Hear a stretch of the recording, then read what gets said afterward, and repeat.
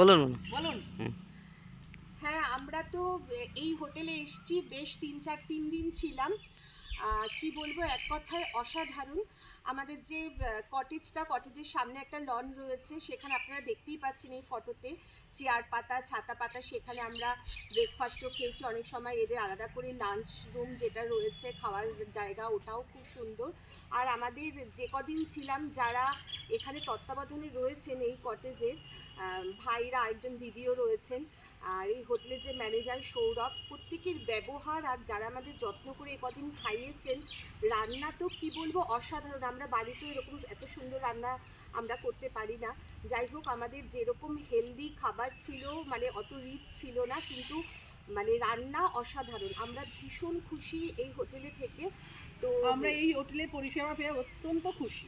আর আপনাদেরও বলবো, যারা আপনারা পুরুলিয়াতে আসতে চাইছেন, তারা অবশ্যই আপনারা এই হোটেলে থাকবেন, এখানে আপনারা যোগাযোগ করবেন। একদম। আর যেটা আমাদের রুম ছিল, রুমগুলো খুব সুন্দর, আর পরিষ্কার পরিচ্ছন্ন, ওয়াশরুম ভালো, ওয়াশরুম প্রত্যেকটা থেকে আমরা খুব মানে প্লিজড হয়েছি।